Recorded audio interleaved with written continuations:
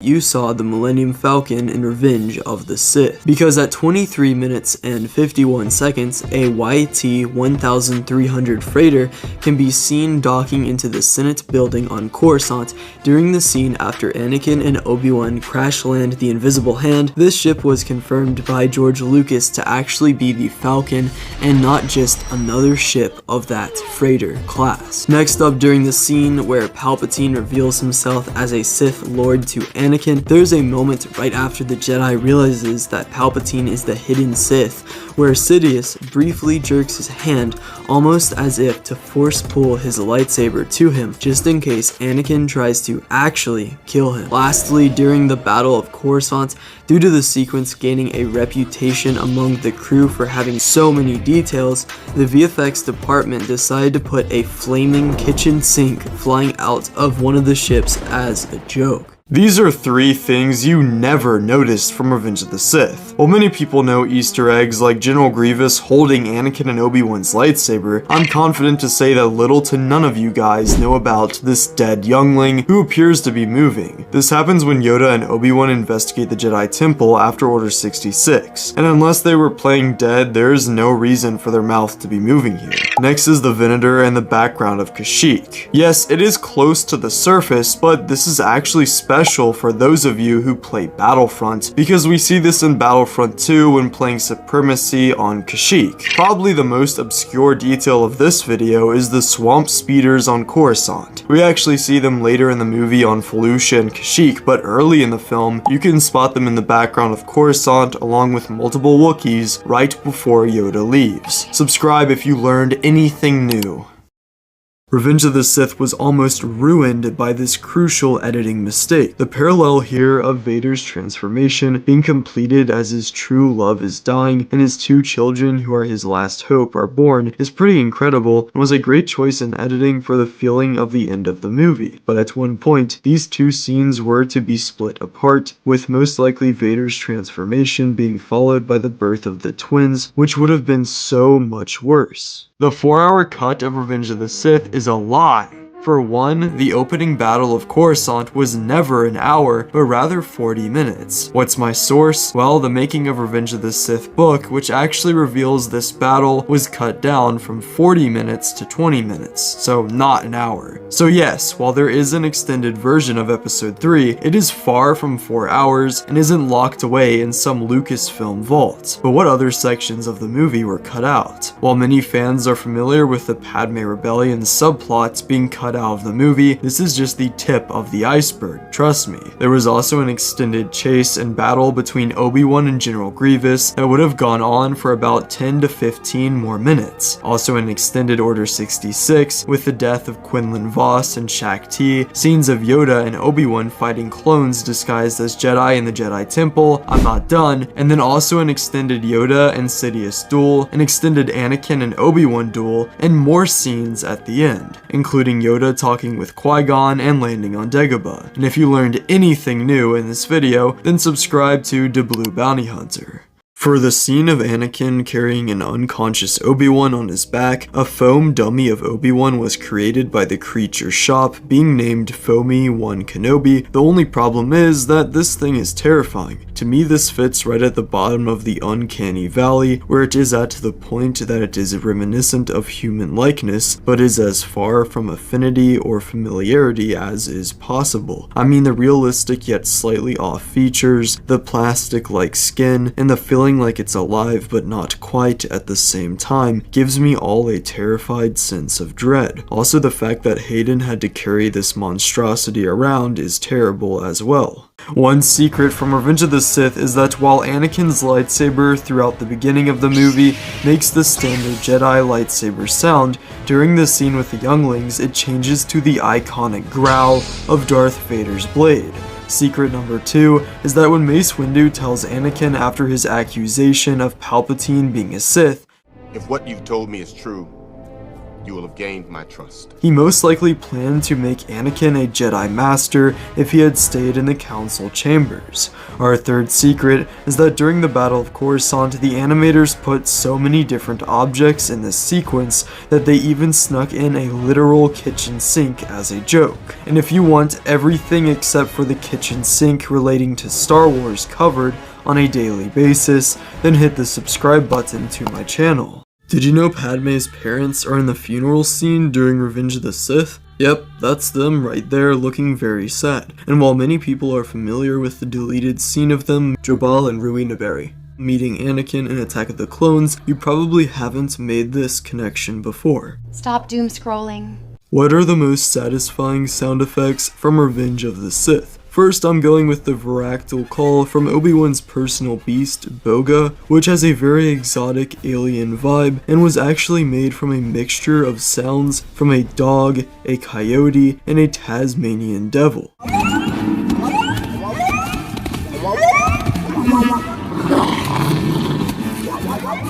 Next up, I'd say the Darth Vader helmet sound when it seals onto his apparatus with a beautiful moment that the entire trilogy had been leading towards.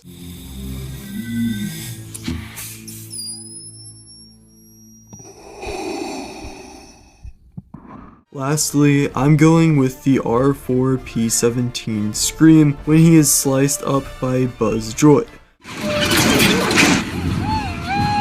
Oh dear.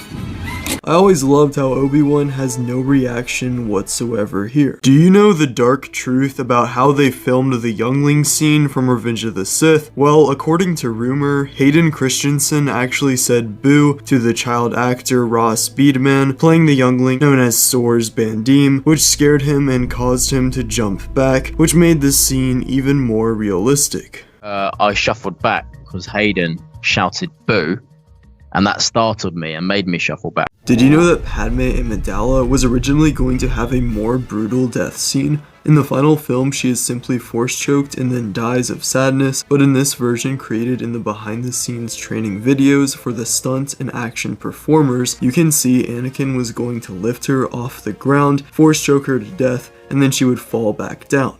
Also, Anakin chokes a Padawan in the security recording Obi-Wan watches, but turns out this was going to be its own fight scene, but was taken out for how graphic it was. Lastly, there is a somewhat completed scene of clone troopers who, after killing Jedi in the Jedi Temple, are now wearing their robes to disguise themselves as Jedi. Imagine getting killed by a clone trooper. How many days pass in Revenge of the Sith? Well, it is believed that the film only took place over 7 days, so one singular week. On day 1 is the Battle of Coruscant and Anakin's nightmare about Padme. Day 2, Anakin joins the Council and listens to Palpatine's story about Darth Plagueis the Wise. Day 3 consists of the battles of Kashyyyk and Utapau, as well as Anakin's turn and Order 66. On day 4, Obi-Wan and Yoda return to Coruscant, and Anakin kills the Separatist Council. Day 5 has Anakin versus Obi-Wan, followed by day 6 with Padme giving birth and the end of Darth Vader's transformation.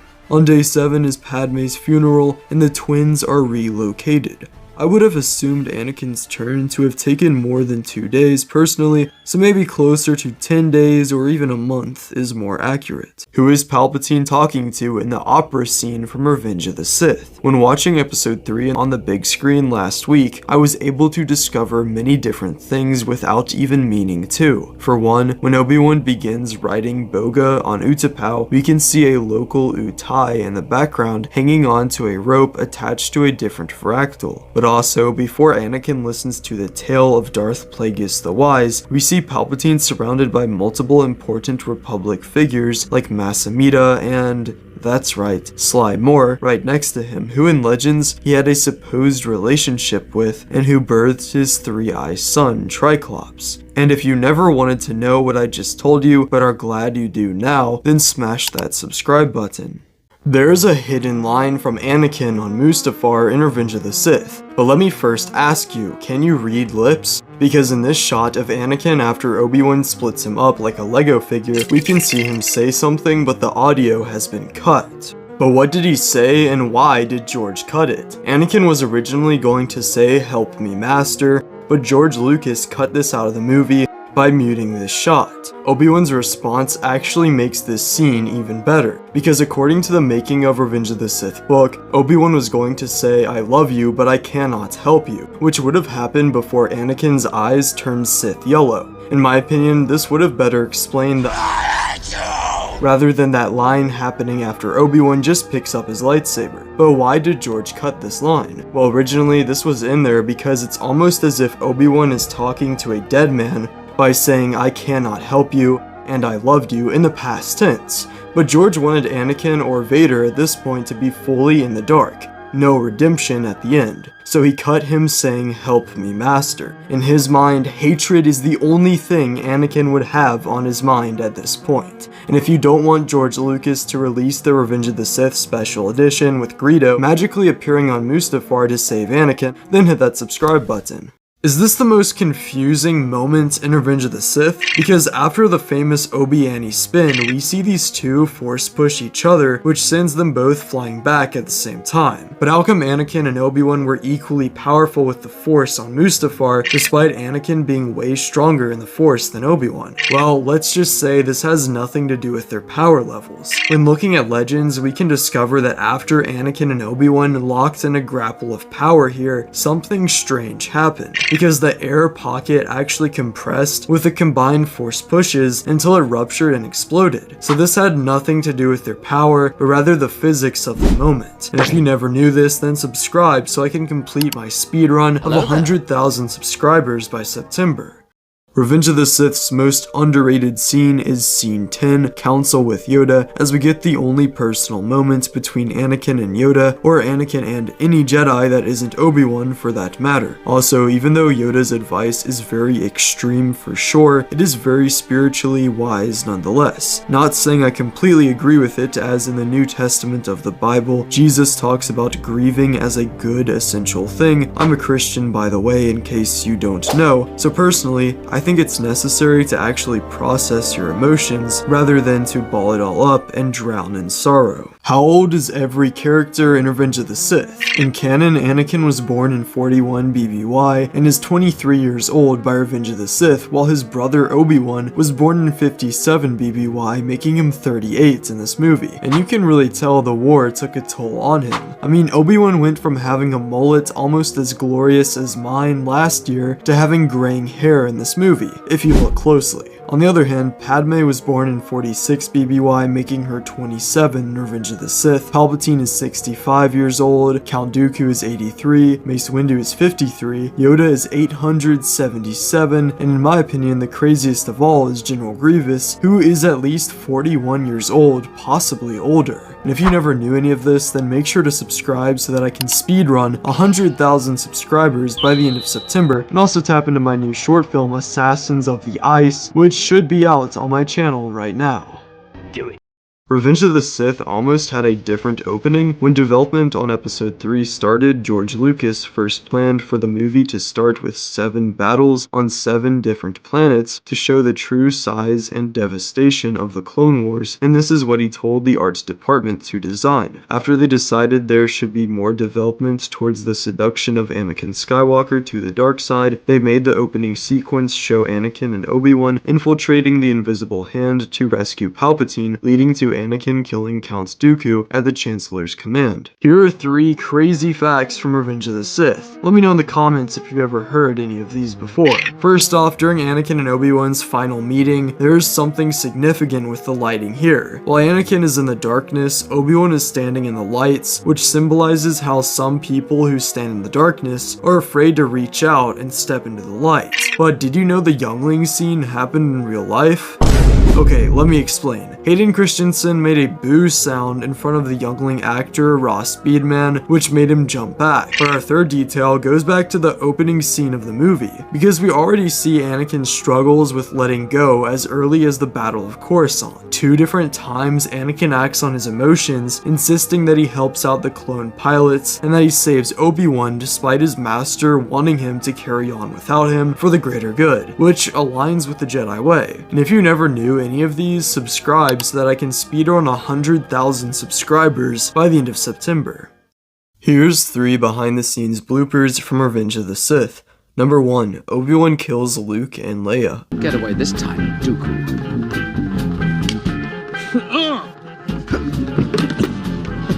I'll take you on my own. 2. Obi-Wan falls to his death. Oh, I'm about to 3. Anakin is angry.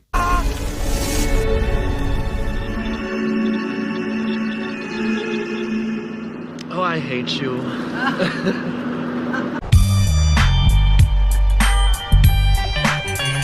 Hands off my wife, Master Kenobi.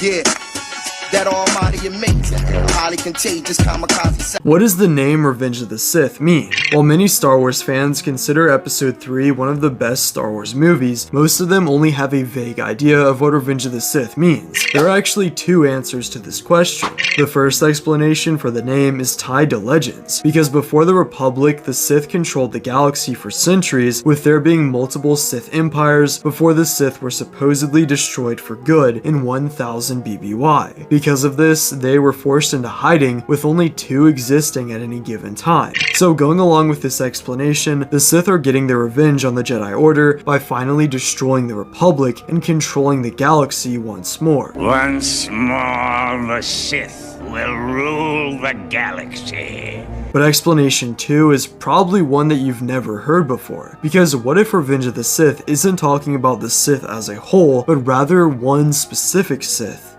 Vader. For years, Anakin held resentment towards the Separatists, Count Dooku, the Jedi Order, and even his master Obi-Wan, who he thought was jealous of Anakin's growing potential. In this movie, he technically gets revenge on all of these. First, Anakin kills Count Dooku in cold blood, then he disarms Mace Windu and helps exterminate the Jedi Order, then he murders the Separatist Council, and while he doesn't defeat Obi-Wan, he does force him to go into exile, which in a sense is victory over him. And if you never knew this, then subscribe so I can complete my speedrun of 100,000 subscribers by September. Is this the best shot from Revenge of the Sith? This is the centerpiece of the Anakin versus Obi-Wan fight, with a whole volcano eruption of lava spewing out behind them as they lock arms in a moment of desperation in the duel. Did Palpatine kill Padme in Revenge of the Sith? While this is no more than a theory, it will actually surprise most fans how well this holds up. Think about it. How did Sidious know that Padme was dead if this was happening the same night that Vader's surgery took place? Therefore, it seems possible that Sidious could have used his immense force power, which was greater than Darth Nihilus and Emperor Vitiate of the ancient Sith, to transfer Padme's remaining life force into Vader to keep him alive. But this still doesn't explain how Palpatine could have put the visions of Padme's death into Anakin's mind earlier in the film. Worry not though, because Sith alchemy might just be the answer to this very problem. And don't forget, Palpatine also told Anakin earlier in the film that he could save Padme from certain death. Perhaps this was true. If you believe in this theory, then hit that subscribe button. Hopefully you don't still want to know. Did you know you can see a clone trooper punching a battle droid during the Battle of Utapau in Revenge of the Sith? It happens in the background right after Obi-Wan gets on the boga here, and another clone smacks one with his blaster rifle a few seconds prior. I'm about to kill you in cold blood, Master Kenobi. Speaking of Obi-Wan, his red-colored starfighter from the beginning of the film has markings on the side showing his kills for tri-droids and capital ships as well. Lastly, during the Vader transformation scene, if you take a step back, you will see that the Imperial logo is actually being shown here, and you might not have even noticed it. If you did notice it, please don't be a prick in the comments. Did you spot George Lucas's cameo in Revenge of the Sith? So basically when Anakin Skywalker runs up to the Opera on Coruscant to meet with Chancellor Palpatine, right before entering the booth, he would run past Baron Papanoida and Senator Chi Ikwe, who were played by George Lucas and his daughter Katie Lucas, and his daughter actually played a friend of Anakin's in Episode 1 and a purple Twi'lek girl in Episode 2. Revenge of the Sith has one bad scene. The heroes regroup, which is scene 33, honestly feels like one of the only lulls in the pacing for this movie. Keep in mind that Revenge of the Sith is my favorite Star Wars movie, so I don't really have too many problems with it, but this part almost feels worse than the rest of the movie, since the regrouping of the main heroes happens right after Order 66 and way before Anakin versus Obi-Wan on Mustafar, actually starting one of the slower sections of the the movie. And for some reason, Obi-Wan and Yoda are acting way too casual in this scene, considering everyone they know and love has the potential of dying or already being dead. I bet you never catch this detail from Revenge of the Sith.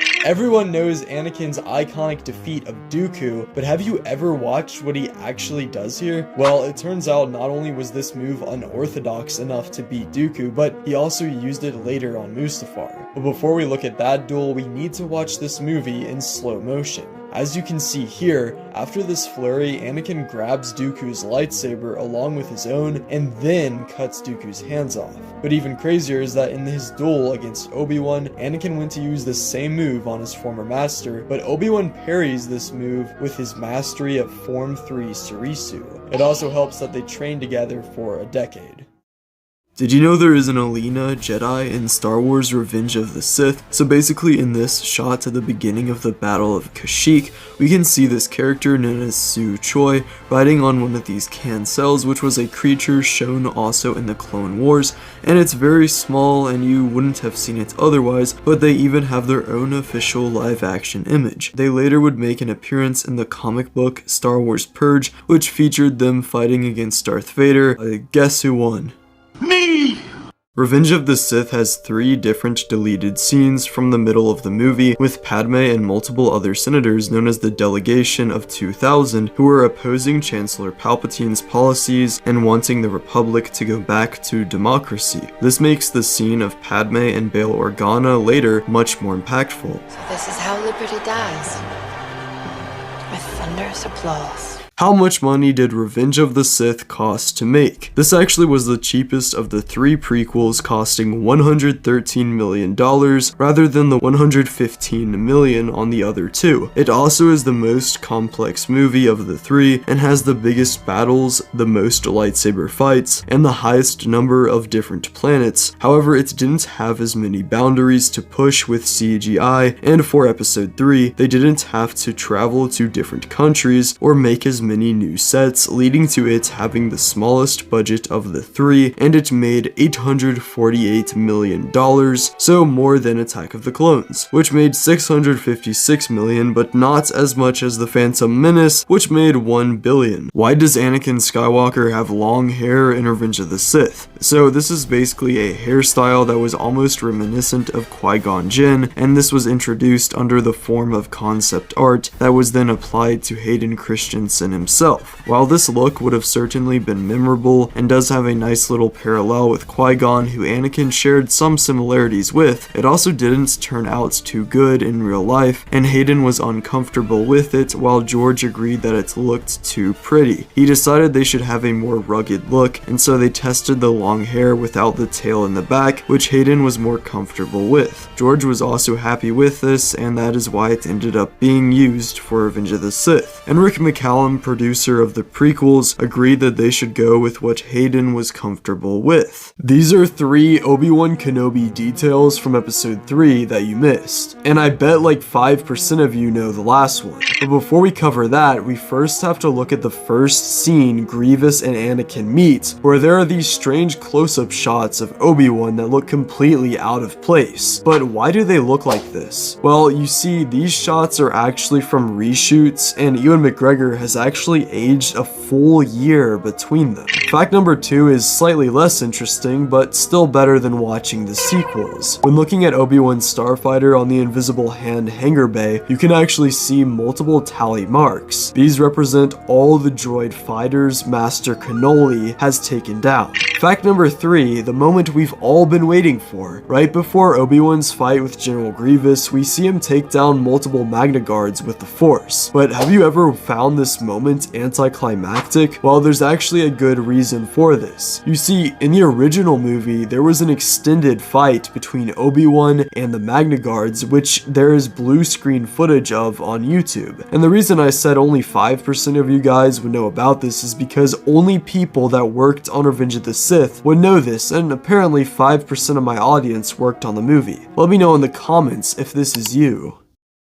What's wrong with Anakin's scar in Revenge of the Sith? Well, while in the film, George gave him it to show the physical effects of the Clone Wars on him, in the 2004 DVD cover, Anakin is seen missing the iconic scar, which is one of those things you'd never notice until I told you now. Also, Newt Gunray, an infamous character from the trilogy, randomly has an entirely different appearance in this film, where his skin is much more green and mottled than before. However, this can be explained by a simple update in the animatronic mask used for the character.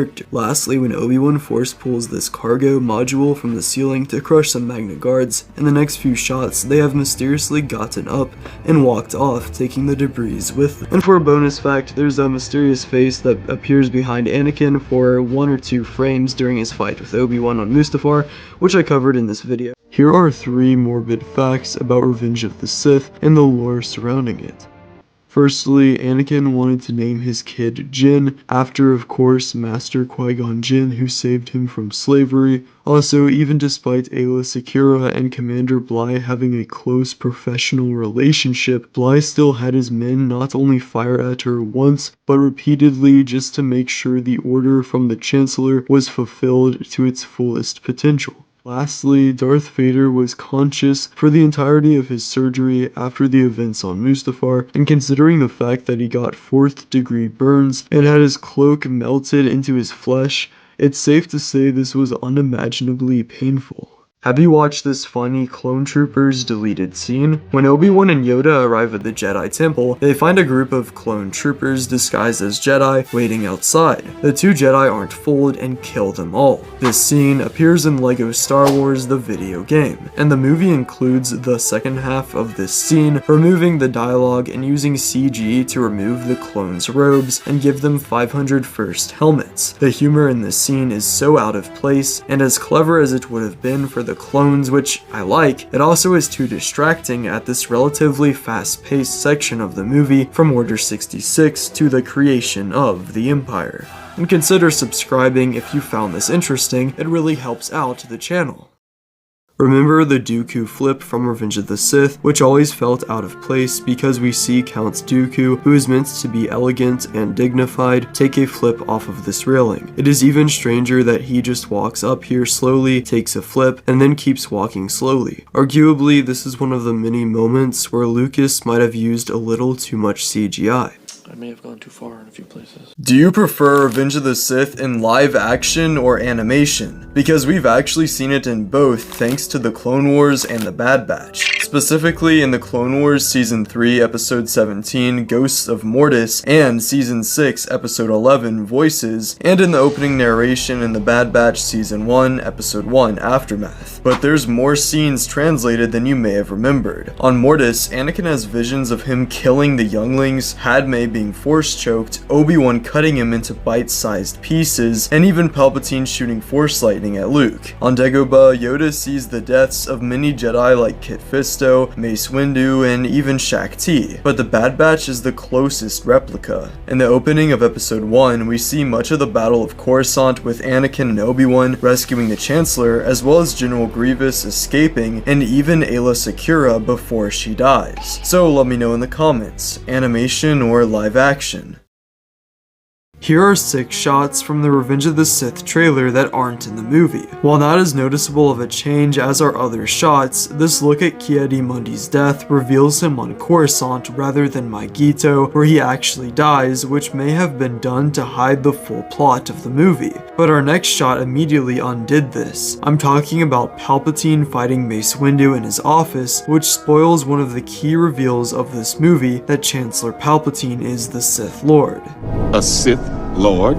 This shot is different from the final movie because Coruscant in the background has a strange yellow color not seen in the final film. Similarly, this shot of Padme crying shows unfinished visual effects behind her, which are of course completed in the final film. For our last 3 shots, we have some more shocking reveals. These include Darth Vader with his hands up on the operating table, Palpatine in his Sith shuttle approaching Coruscant, and Nightfall Vader walking the halls of the Invisible Hand flagship. Even Rogue One has unused trailer shots, but did you know the younglings in Episode 3 had lightsabers? Oh, not good. Oh.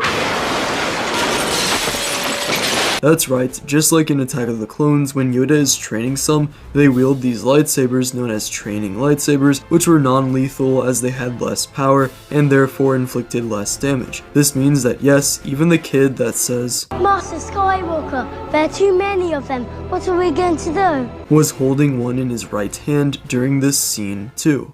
Why is the Millennium Falcon in Revenge of the Sith? Well, many fans don't realize it, but after the Jedi rescue Palpatine and land on Coruscant, we actually see the Millennium Falcon flying in the background here. This reveals something about a deleted aspect of the movie that changes everything we know about Han Solo's origins. But to explain, at one point Han Solo was going to be a little boy on Kashyyyk that would help Yoda track General Grievous down to Utapau. However, this idea was dropped. But what about the Falcon on Coruscant?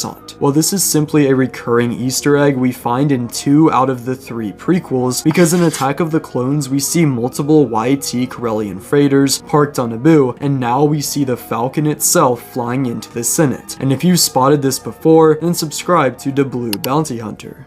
The Obi-Annie spin, as it has come to be known as, is truly the peak of all the fast-paced choreography we just witnessed throughout the duel on Mustafar, as they are matching their moves so flawlessly that for a brief moment they weave their swords between each other without them even touching from how closely they are mirroring each other at this point in combat, because after a decade plus of training and fighting together side by side, these two know all the moves the other is going to make. And this is actually a brief snippet from the huge Anakin vs. Obi-Wan video essay I will be releasing in about a month or so.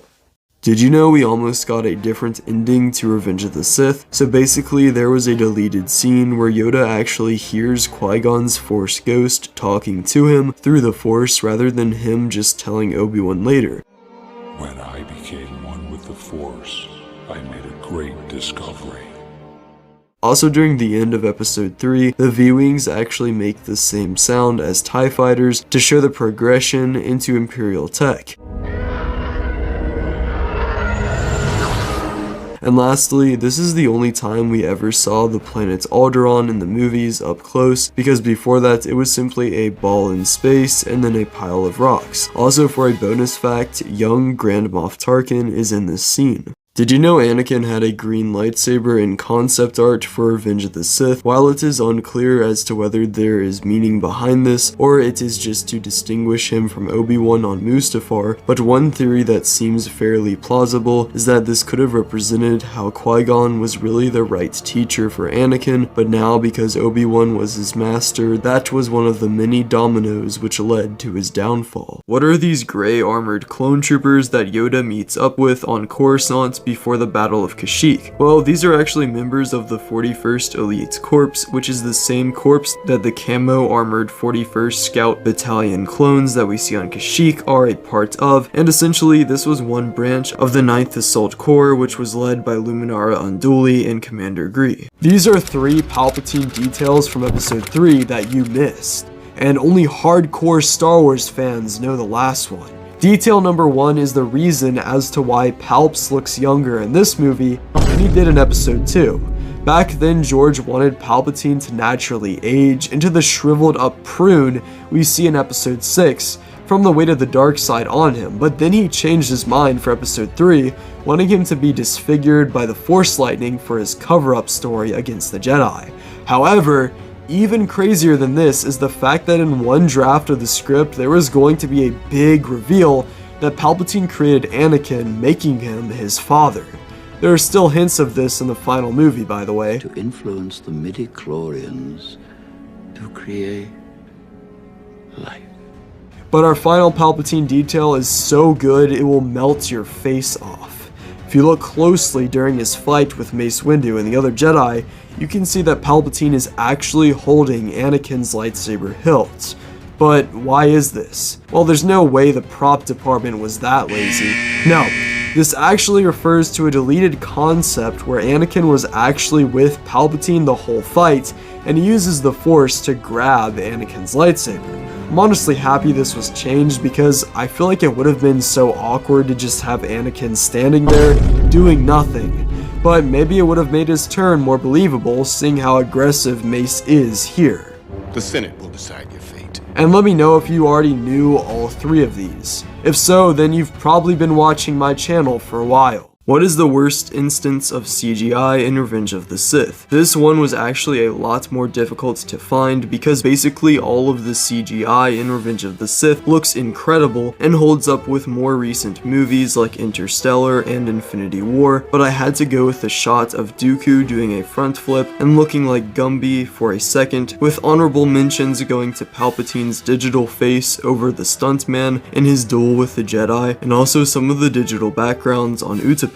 Overall, the budget was bigger for the effects here since the jump to digital cameras from film cameras had already been done with Attack of the Clones, and the biggest improvement with Episode 3 is the lighting, which is just immaculate in this movie. Revenge of the Sith had a borderline perfect ending, but it also is just that, an ending, and doesn't hit as hard as many of the other scenes from the movie. But seeing Darth Vader, Palpatine, and Tarkin looking over the Death Star, seeing Leia taken to Alderaan, and Luke taken to Tatooine all ties together this movie and sets up the next part of the story in the original trilogy as well. While I would have liked to have seen the moment of Yoda landing on Dagobah, since there was honestly more focus on him in the prequels and this movie in particular, I also understand that it probably works better without this scene. Was Anakin Skywalker going to have a mohawk in Revenge of the Sith? While in Attack of the Clones, Anakin had the traditional Padawan braid style with very short hair, except for one piece, the Padawan braid, which has been grown out to an extensive length. In Revenge of the Sith, Anakin needed a more intense, unique look that conveyed the darkness and power of his character in that movie. While a mohawk design was considered at first, George Lucas, understandably, did not approve of this, and so it was scrapped. George actually went on to say that the hair needed to be longer for what he was going for. One terrible plot hole in Revenge of the Sith is how Palpatine's face gets disfigured by his own Force lightning here, but we've seen multiple times other people get continuously hit by Force lightning in Star Wars without such effects. The 2 possible explanations for this is that Palpatine did not get disfigured, and this was just his true dark side form being revealed, or rather that having this close a proximity to the Force lightning was enough to distort his face. Another plot hole is that Obi-Wan doesn't finish the job on Mustafar and just force push Anakin into the lava, but rather instead just leaves him here.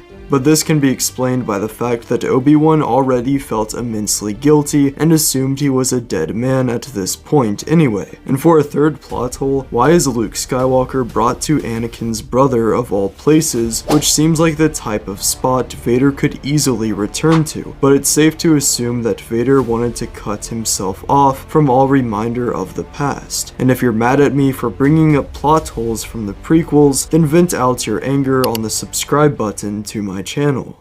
Did you know in Revenge of the Sith, we can see R2-D2 trip over a battle droid in the background to help Anakin and Obi-Wan with their fight against the Separatists on the Invisible Hand. Also in this movie, during Palpatine's talk with Anakin, we see the Chancellor looking at schematics of the Death Star as the young Jedi enters, which are also displayed through designs found around his room. Lastly, while many have deemed this moment of Obi-Wan holding his lightsaber, which switches to Anakin's, as nothing more than a movie mistake, there's actually more to it than that. In a deleted scene of choreography, Obi-Wan was going to dual wield the lightsabers using a bit of the Jar Kai lightsaber form against his armless opponent, who would soon be literally armless. We're not counting that robot hand as an arm, by the way. Consider subscribing if you found this interesting, as it really helps out the channel. These are the 3 darkest moments in Revenge of the Sith. Number 1 is the death of Plo Koon. Everyone can agree that Jedi Master Plo Koon was a better Jedi General than most, actually caring for each and every one of his wolf pack, so it was especially tragic to see him gunned down without mercy during the Order 66 sequence, but at least he got to do it while flying, which he is best at. Number 2 is Anakin's slaughter of the younglings. While it is one thing to see the death of Jedi Knights and Masters, it's even more tragic to see see children, who are the future of the Jedi Order, be killed as well. Number 3 is the immolation of Anakin Skywalker. Despite the dark deeds of Lord Vader at this point in the story, it is still a shock to see the same Sky Guy we've been following across multiple movies and shows be cut up and nearly burned to death before our eyes. And if you're also watching the Revenge of the Sith re-release in theaters this week, then hit that subscribe button.